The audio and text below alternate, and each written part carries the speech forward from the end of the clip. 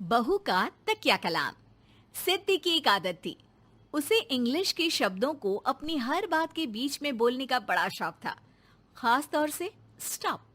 Stop mummy जी, ये क्या कर रही हैं? बिल्कुल स्टॉप हो जाइए। कितनी बार कहा है कि किचन में कुछ भी सामान इधर उधर करने से पहले पूछ लीजिए। अरे क्या स्टॉप स्टॉप करती रहती है। तेरा बस चले तो पूरी दुनिया स्टॉप करा दे। और हाँ, सामान इधर उधर नहीं, मैं बस ये देख रही थी कि चीनी कहाँ है। चाय पीने की तलब थी। स्टॉप मम्मी जी, अब ये मत बोलिए कि आपको ये भी नहीं पता कि किचन में चीनी कहाँ होती है। सास को सिद्धि की बात बिना सर पैर की लगती है। वो उससे बहस नहीं करना चाहती, सो वहां से निकल जाती है। सिद्धि कमरे में। स्टॉप, मैं कहती हूँ बिल्कुल स्टॉप। मैंने कहा बिल्कुल स्टॉप। नहीं करता स्टॉप बिल्कुल। अरे यार, बिजली की वायर जोड़ रहा था, तुमने स्टॉप होने के लिए बोला और ये देखो क्या हुआ, करंट लग गया। अब करंट लगने पर चिल्ला रहा हूँ तो भी स्टॉप। अरे चाहती क्या हो तुम? स्टॉप, मैं क्या चाहती हूँ? अरे अब कैसे स्टॉप हो जाऊं? मेरा मतलब है स्टॉप स्टॉप। सिद्धि फिर चली जाती है सब्जी वाले के पास। भैया, वो बैंगन किलो और आलू 5 किलो। Stop stop. काफी देर होने के बाद भी सिद्धि को उसका सामान नहीं मिलता। क्या है भैया, कब से बोल रही हूँ आलू 5 किलो, बैंगन 2 किलो, फिर दे क्यों नहीं दे रहे हो? भैया स्टॉप। बहन जी, मैं तो 2 मिनट में तोल दूं, लेकिन आप ही तो बोल रही हैं स्टॉप। अब इतनी तो अंग्रेजी हम भी जानते हैं ना कि स्टॉप का मतलब होता है कि रुक जाओ, तो रुक गए भाई। अरे यार, क्या लोग हैं। स्टॉप। अरे तोलो तोलो चलो। किसी तरह सामान लेकर सिद्धि घर आती है, जहां वो देखती है कि ढेर सारे मेहमान बैठे होते हैं। सिद्धि आते ही जोर से चिल्लाती है, स्टॉप! आप यहाँ सब कैसे? अरे अब कैसे स्टॉप हो जावे बहू, जितना आना था आ गए हम। अब हाँ बैठिए ना। सासू माँ, आप बात करिए, मैं चाय बनाकर ला रही हूँ। सभी बात करने में लग जाते हैं कि तभी सिद्धि किचन से निकल कर आ जाती है। Stop stop. अरे क्या खाएंगे आप लोग? पकौड़ी बना दूं या चीला, या फिर इडली बना दूं? अरे जो मर्जी बना दो, बस ले आओ जल्दी से बहू, इन लोगों को निकलना है, कोई जरूरी बात करने आए हैं। अच्छा स्टॉप।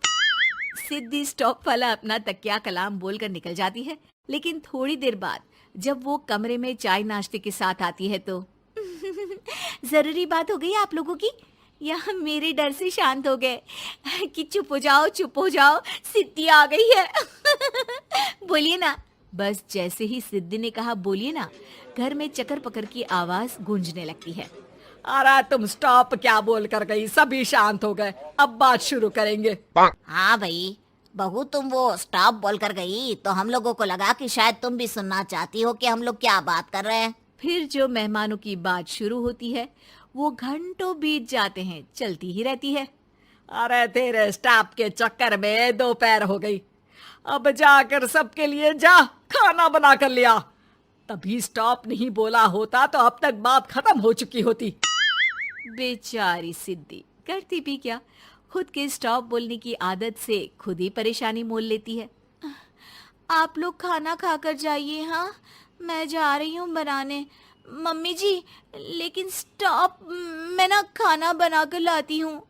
सिद्धि सबको खाना खिलाकर विदा करती है। पूरी तरह से थक चुकी सिद्धि शाम को पार्क में वॉक करने जाती है। स्टॉप यार, आज तो मैंने बहुत खा लिया, पेट लग रहा है कि फट ही जाएगा। सहेली एक जगह खड़ी होकर सिद्धि की बातें सुनती है। सिद्धि उसे दिन भर की सारी बातें कहती हैं। स्टॉप यार स्टॉप, चल मैं घर जा रही हूँ। सोचा था थोड़ा वॉक कर लूंगी, पेट हल्का हो जाएगा। सारा दिन काम कर कर के थक भी गई थी, लेकिन यार तेरे कारण बस खड़ी ही रह गई। वैसे तो पार्क करने क्या आई थी? और यार बड़ी अजीब लड़की है, मैंने कितनी बार बोला कि मैं वॉक पर आई थी, लेकिन तू स्टॉप स्टॉप बोलकर रोक लेती थी मुझे। यार प्लीज अब तू जा, मैं वॉक करके ही घर जाऊंगी। ओ यार, वो स्टॉप तो मेरा तकिया कलाम है। घर के सभी लोग सिद्धि के स्टॉप से परेशान थे। वे कभी उसके बोलने पर स्टॉप हो जाते तो मुसीबत आ जाती, कभी नहीं होते तो भी मुसीबत आ जाती। अरे मैं तो इस बहू के तकिया कलाम से परेशान हो गई हूँ। अरे कोई तो उसकी ये आदत हटाए। देखो माँ, ये जो आदत होती है ना, जब तक खुद की जान पर न बन जाए आदत छूटती नहीं। अरे उसकी जान पर बनाए उससे हमें क्या, हम लोगों के लिए तो ये परेशानी का कारण बनती ही जा रही है। उधर सिद्धि खुद सोचती है, अरे यार, पहले बाजार से देर, फिर दिन का सारा खाना, और फिर पार्क में मैं टहल भी नहीं पाई। क्या करूं? इस तकिया कलाम के कारण मैं खुद ही परेशानी झेल लेती हूँ। एक काम करती हूँ, आज से सोच समझकर बोला करूंगी। बहू स्कूटी उठाती है और निकल जाती है, लेकिन जैसे ही वो बीच चौक पर पहुंचती है, स्कूटी फिसल जाती है और वो नीचे गिर जाती है। हाय रे, कोई तो बचाओ, किसने टक्कर मार दी मुझे? कितना दर्द हो रहा है, कोई तो डॉक्टर के पास लेकर चलो। स्टॉप। बस जैसे ही बहू स्टॉप बोलती है, सारे वहीं रुक जाते हैं। बड़ी घमंडी औरत है, एक तो हम बचा रहे हैं, ऊपर से देखो स्टॉप बोल रही है। स्टॉप, कोई नहीं है क्या इस पूरे शहर में? बहू अपने तकिया कलाम की रट लगा कर रखती है। स्टॉप, कोई है? कोई स्टॉप? लोग उसकी मदद के लिए आगे तो आते हैं, लेकिन जैसे ही उसका तकिया कलाम सुनते हैं, वहां से निकल जाते हैं।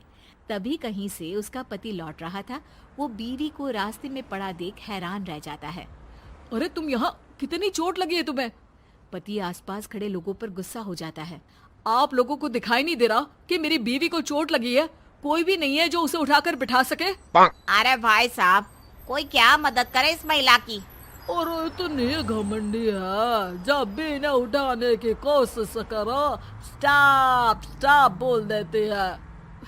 स्टॉप! ये क्या बोल रहे हैं आप लोग?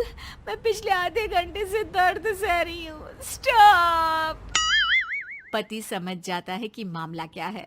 वो सर पर हाथ रख लेता है, लेकिन जल्दी ही बीवी को डॉक्टर के पास ले जाता है। ओह, इन्हें तो बहुत ज्यादा चोट लगी है। आप लोगों ने इन्हें लाने में कुछ ज्यादा ही देर कर दी है। रुकिए, मैं चेक करता हूँ। डॉक्टर जैसे ही बहू के पास पहुँचता है। हाँ तो मैम, कहाँ चोट लगी है आपको? यहाँ? स्टॉप! डॉक्टर देखते देखते अचानक रुक जाता है। अब भी स्टॉप?